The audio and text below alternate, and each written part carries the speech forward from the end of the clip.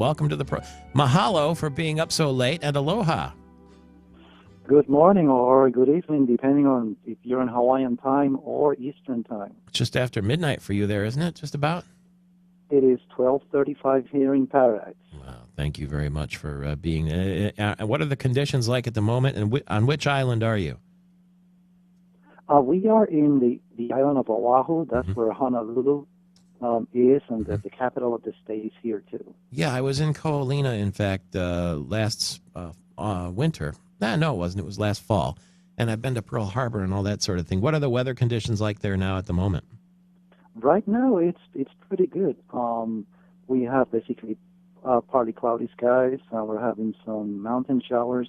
Nothing out of the ordinary. Actually, it's very misleading because if you're looking at the weather right now, you really didn't have an idea that we have such a big storm coming in from the east. Going to come tonight, is it? It's gonna reach first the Big Island, and we're expecting it tomorrow, Thursday, sometime late in the afternoon and in the evening. How bad will it be based on your current models?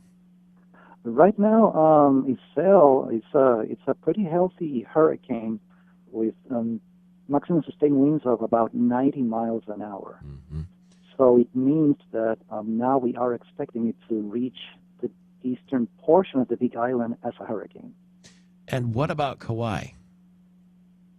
Kauai is actually the last of the islands. It's probably from your visit, you remember, is the one that it's the northern one most. Mm-hmm. It's actually further to the north of Oahu.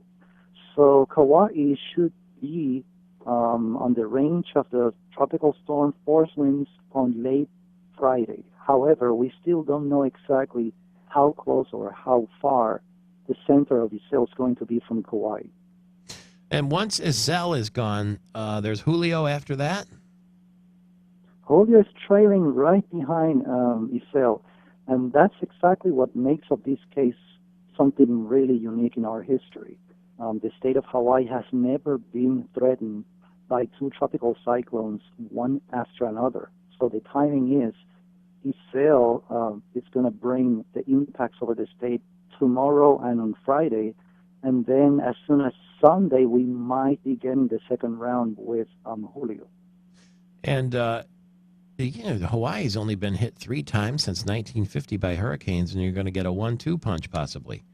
That is correct. And basically, out of those 3, only 2 were really significant. Hurricane Eva in 1982, and then 10 years later, Hurricane Iniki in 1992. But it's funny that you mentioned Kauai because both those hurricanes actually only hit Kauai. This time around is different because the track of Isel basically has the potential of bringing the center of the storm through the entire island chain from east to west. That's good. No, that's certainly not good. That's terrible. Okay. Now, I am told that from what I'm reading in the Associated Press, the volcanoes on the Big Island could have some effect on the system. How would that work? Do you know?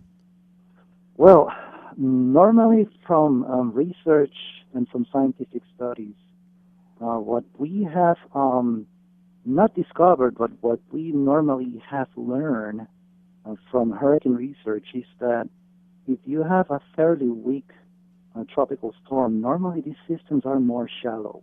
It means that the eye of the storm, the center of the storm, it's not as tall as a hurricane. So it means that systems that are pretty weak, like tropical storms, they tend to feel more the effect of a big mountain.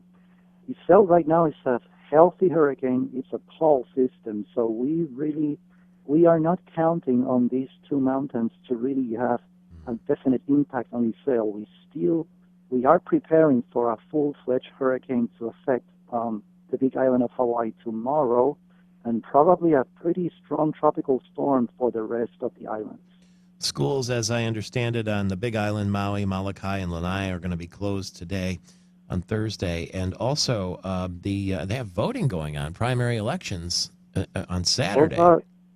Those are on Saturday. So we have our hands full because normally when people have like a like a busy agenda for weekends. Like this weekend, we have like several activities plus the voting. It's kind of hard to bring people to that mentality of being prepared, of being aware, and to be on a mentality of taking action. So it's been a challenge, but we've been kind of like insisting and bringing the message that you have to be prepared, you have to take it seriously, especially if you live on the eastern portion of the Big Island, because they are going to get the brunt of the strongest winds. Is that the Hilo side or the Kona side? That would be the Hilo side. I gotcha. The airlines, too, are making some adjustments. Hawaiian Airlines and some of the others are allowing people to change their flights without fees. Now, let me ask you the big question, if I could, Tony Reyes, meteorologist for the Central Pacific Hurricane Center. If I head from the mainland out to Hawaii on Friday the 15th, will it all be done by then? That's next Friday, right? Yeah. Everything will be done by next Friday, that's for sure. The question is if there was significant damage, for example, to the infrastructure, to the airport.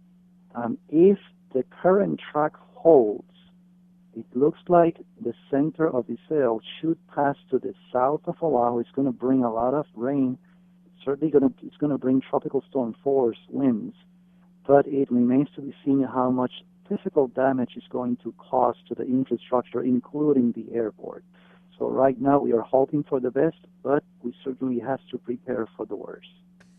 Okay, thank you very much. Have a pleasant rest of the evening, and hold tight out there and stay safe. We appreciate your expertise very much. Mahalo and aloha to Tony Reyes, who is the meteorologist for the Central Pacific Hurricane Center, who says, yes, everything will be done, but in what condition will everything be?